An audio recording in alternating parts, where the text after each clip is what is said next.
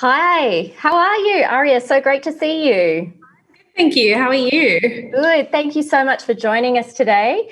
Just a little bit of house starting before we start. If you have questions for Aria as we talk, please do put them in the chat box on your screen and make sure you vote up the questions you're most interested in hearing her answer. And I will ask her those along the way as I do my own questions as well. Okay, so let's get started. I think as we look back on 2020, it will be the year of pivots. I don't know how many times I've heard that word, and I'm sure you have too, Aria. I think a lot of people have been thinking about their careers this year. But before we get into detail on what you've learned about pivoting into a tech company, it would be great if you could talk about your role now and tell us about Depop, because I understand you're a Sydney girl initially, then you've moved to London and you've recently come back. So let's hear the backstory. Yeah, definitely. So let me start with Depop. So Depop is essentially a fashion marketplace where young people are buying, selling, but also discovering fashion. And so while we're sort of this resale marketplace, the platform itself combines both e-commerce but also with the familiarity of social media. And so for those of you who are familiar with Depop, you'll know that our focus is very much on the next gen, which of course, right now is Gen Z. And so just for context there, we have 25 million users globally, which is amazing. But what really shines is that 90% of those are under the age of 26. So when we say we're Gen Z, we really are. And I think our focus is really making sure that we're giving our community, whether it be the experience, the tools, the support, whatever it is that they need to transform today's fashion industry. So that's sort of Depop in a nutshell. And then in terms of my role and my background, so I've been at Depop just under 3 years now. It feels like a lifetime. So as you said, I did start over in London at our HQ. And so my role was over there, was head of marketplace strategy. And it was really about helping the business define sort of, our global expansion strategy, but also how we could support our both buyer and seller communities globally. And then, after 5 years in London, I decided it was time to come back home to Sydney. Missed it a lot. And sort of at the same time, Depop was seeing this great traction in the market and was looking to sort of invest here. So late last year, I moved back home and then was lucky enough to start the Australian office at the same time. And so in my current role, I guess my responsibility is very much overseeing the Australian operation, building and making sure that, we're leading from our local team. And that includes things like marketing, seller experience, curation, etc., and making sure that we're really delivering on that potential for Australia locally. That's amazing. Now, I just wanted to ask if you can share any information about what you've seen during the pandemic and lockdown in Australia, because not only can I imagine that your listings have increased with everyone at home, but I think it's something like 50%, or you've had triple figure growth. Like, tell us about that increase in shopping this year. Yeah, definitely. I guess what I'd like to start by saying is that the pandemic has really shone a light on what the realities of the current fashion ecosystem are. And so what we've seen is not only our community, but I think Gen Z in general is really use and embrace resale as a way to use the extra time that they have at home, both productively, but also creatively. So from a listings point of view, we've definitely seen, we've seen people listing more, we've seen people selling more. But I think what's interesting is that we've also seen people become more creative in the way they're doing that. So whether they might be upcycling the clothes that they're selling, reworking them, turning old fabrics into new items. And so that's sort of something we've been proud about. I think on the flip side, people are very much more conscious of their disposable income now, given everything that's gone on with the pandemic. And so while Depop's a great way to create, whether it be a secondary source of income, it's also a great way to update your wardrobe. And so what we're seeing is people buying more of what they want now. And so you can imagine that's a lot of athleisure, a lot of loungewear, sneakers. And so for us, we're sort of lucky enough to be in a position where we have something like 25 million items in circulation. And so that inventory pool means that we can really shift and suit the changing needs and wants of buyers. And yes, therefore, as you alluded to, as a result, globally, our business has actually doubled over lockdown, which is amazing. But I think what we're even more proud of is locally here in Australia, we definitely did see that triple-digit growth in both listings and sales, so both sides of our community. Okay, I'm going to ask you another quick question and then go secondly to our first viewer question. You just mentioned Australia just then, about it being an important market for Depop. Given the size of our population, why do you think that is compared to other countries? Yeah, it's a great question and one we do actually get asked quite often. I think what I'd start with saying is that for those who don't know, Australia is actually Depop's third largest market. So I think even just putting that into perspective essentially highlights that Australians are ready and looking for ways to participate in that circular fashion economy. And so most of our growth being organic here really shows us that, we're ready for that. And so 1 year in, we've actually just hit 1 million users, which is great for us. 1 million in 1 year. That's incredible. And but to your question and to your point, I think what's sort of key is that across all of our markets, so whether it be the UK, the US, or Australia, we know that Depop's value proposition is the fact that we are one of the only marketplaces that sort of serve Gen Z. And Gen Z is this generation that essentially isn't necessarily being served by the current industry. So they were raised on social media, they have this sort of inherent passion for conscious consumption. And so we see Depop as essentially a place where you can set up a shop, set up a business, set up a brand, all in a matter of 5 minutes, but one that's also less wasteful. And so given Australia's, the size of Australia's Gen Z audience, we sort of felt it's the right fit, it's the right time, and we were ready to invest in the market. Yep, and you obviously got that right as well. You just mentioned before about sort of Depop being, like giving people a secondary income, but we've had a question from Ella asking, is Depop a full-time job for any of your users in Australia? Definitely. So you can imagine that we see users across the range of spectrum. So we have our users who are selling things out of their wardrobe more casually. You then get into our sellers who, for example, might have a job on the side or a different role and then use Depop as a secondary source of income. But we very much have a group of users who use Depop as their primary income. And, we're really proud of that because you think about, you go on there, you source your items, you build an audience, and then you grow your business. And so just to answer your question in numbers, we have sellers who are making 6 figures on Depop, which is so inspiring. And, we're super proud of that. That really is incredible. You just mentioned this before about talking about the circular economy, but what do you find is important to the young consumers in your market? For example, do they expect to see social values from Depop that they can align with? Because this is something we're increasingly see with our younger audience at the magazine as well. Yeah, no, 100%. I think it's almost, you start with the fact that, Depop is a community, and being community first really does mean that you have to build something that your audience feels a part of. So you can't, sit in isolation of your community.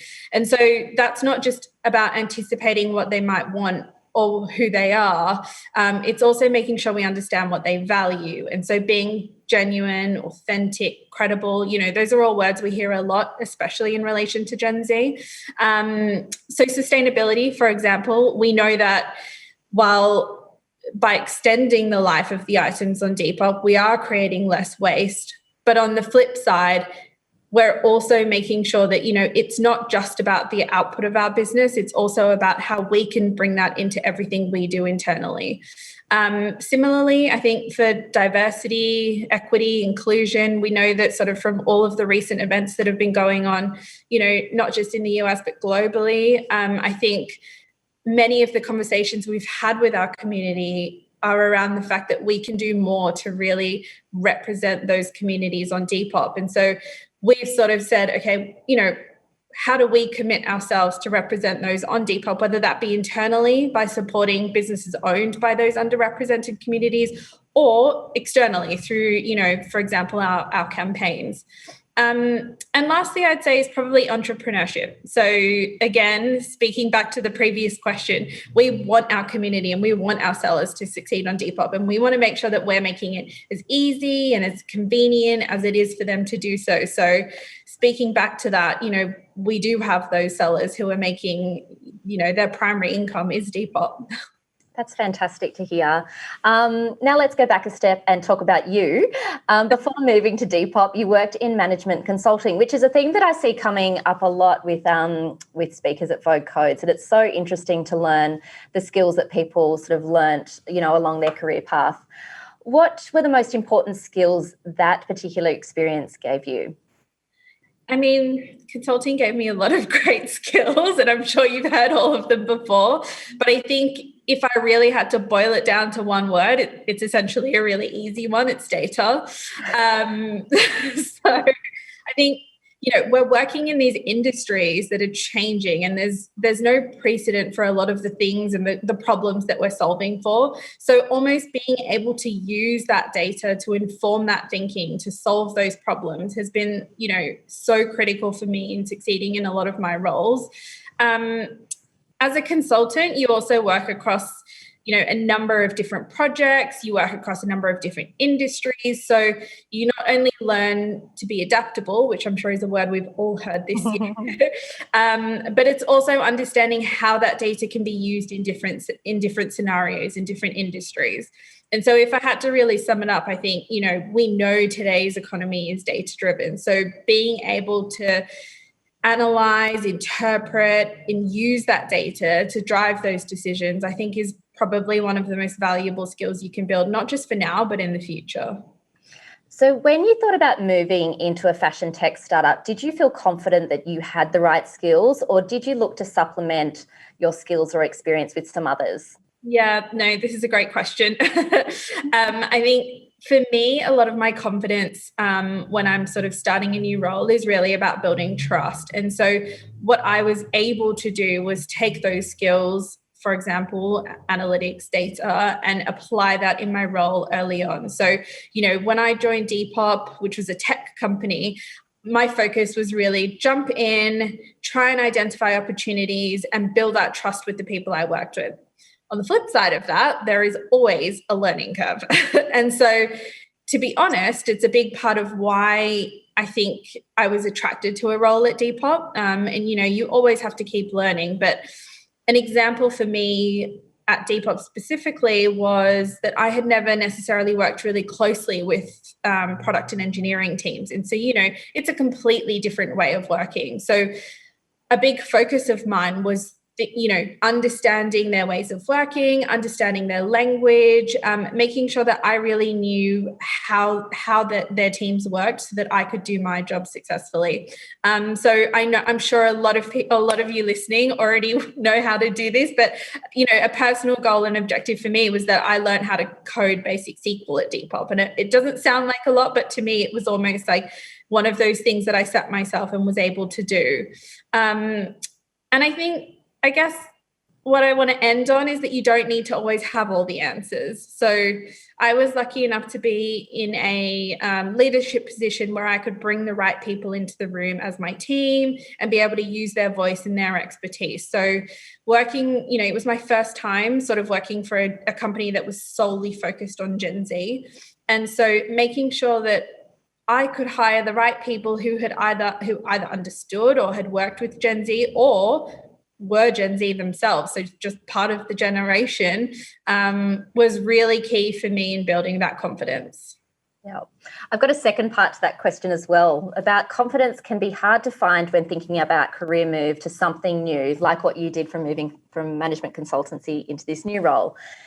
So is that something you had to work on? I mean, you kind of just touched on it then, that you surrounded yourself with the right people in terms of knowledge base if you didn't have that. Yeah. Or are you naturally a confident person? No, I was laughing because I was thinking, you know, it is it's one of those things that I can be super candid about. And I think the answer to that is every day I work on being confident. And so if I was being completely transparent with you all, I think early on I used to really feel this sort of sense of imposter syndrome. How am I guiding business leaders? How am I supporting Gen Z to take on this, global challenge of changing this fashion industry? And I think at times it also obviously played on my mind that I was often a female and one of the only women of color at the table. And so in the past, that has really stopped or held me back almost from speaking up.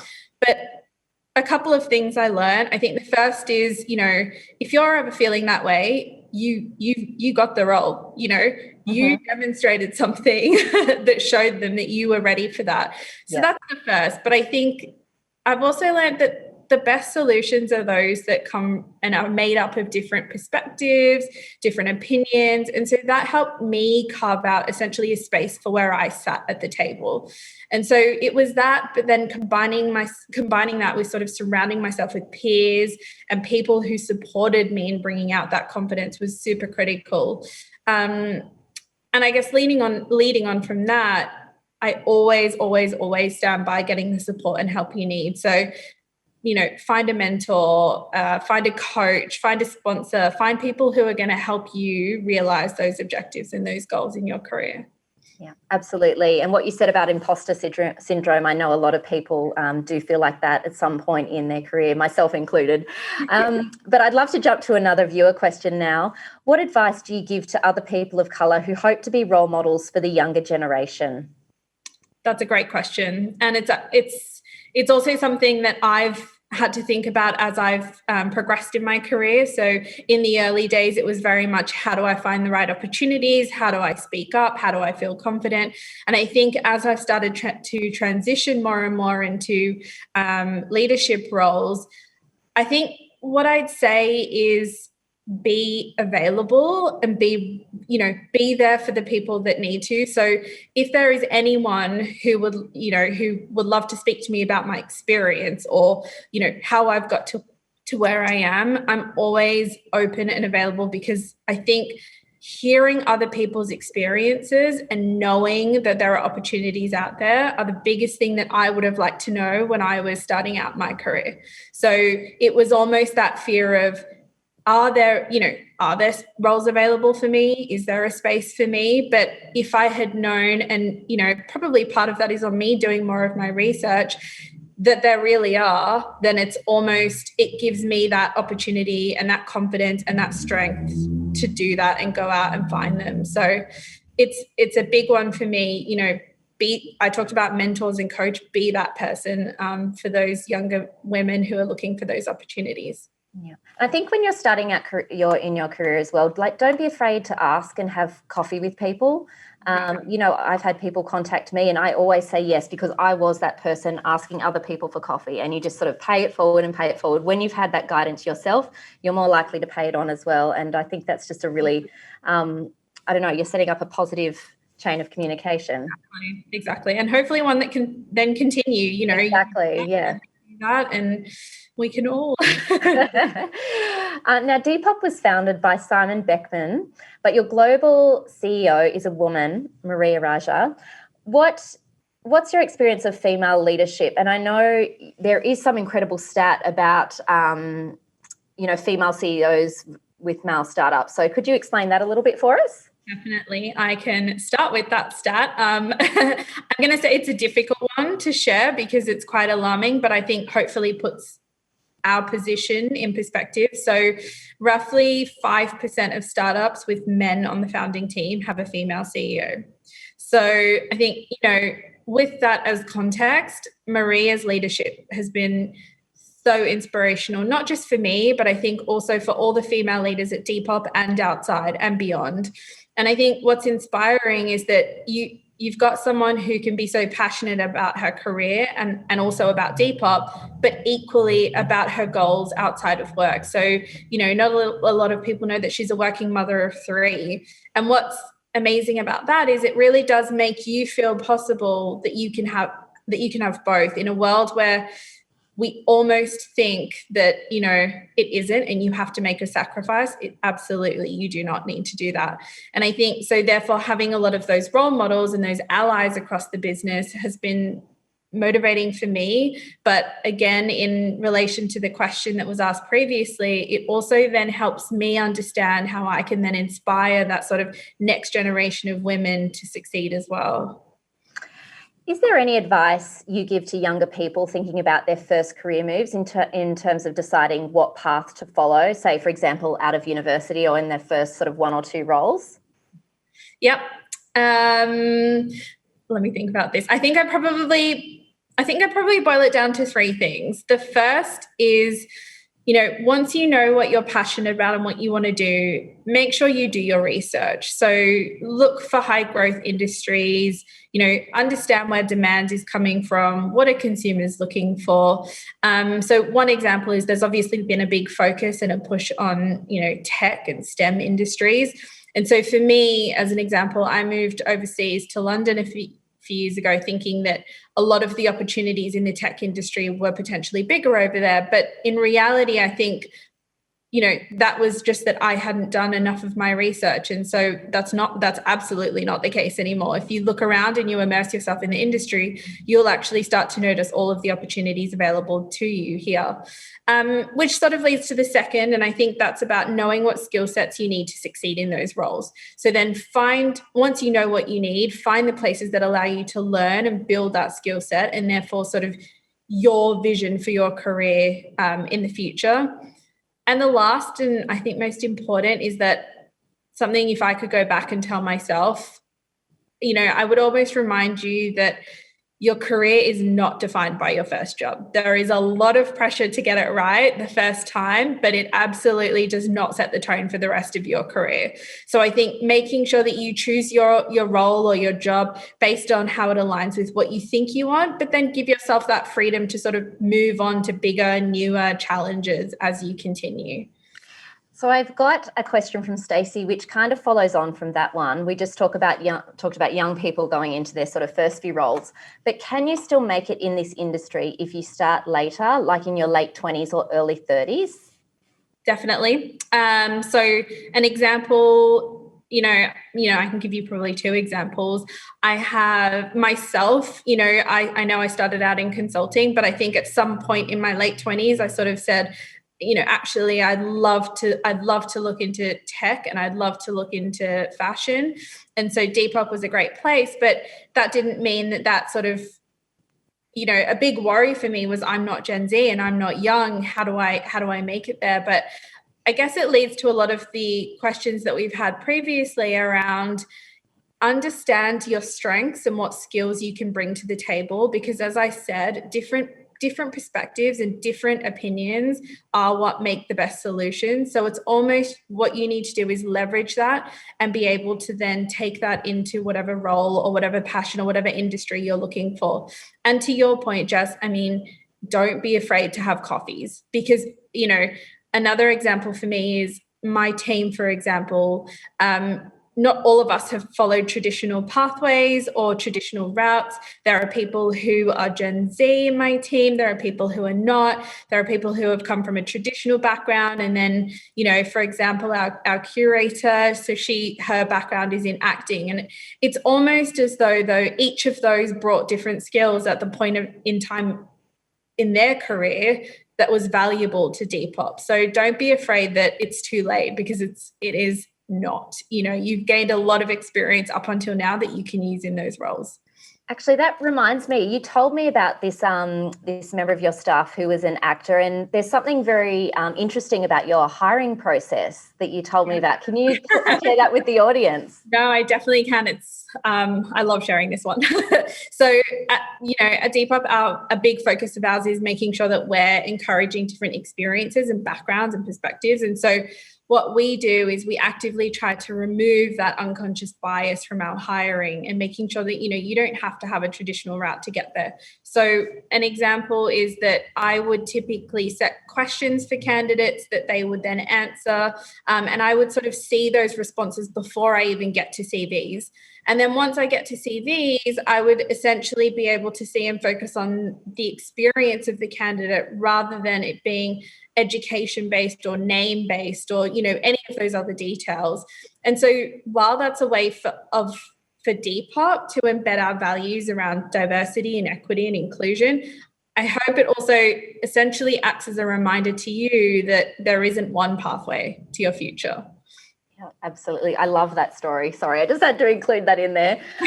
We've got about 5 minutes left. So before we finish, I'm going to go back to some other viewer questions. But I wanted to say, we'd love to know what are the most popular brands or categories or items on Depop in 2020, because it has been a crazy year.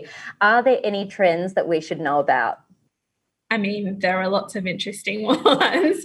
And I think Depop, we're lucky that we're sort of in a space where we see a lot of our trends originate on Depop or shift across to Depop. So I think 2020 has been the year of athleisure. We've seen the skirts, we've seen the crochet, we've seen the corsets.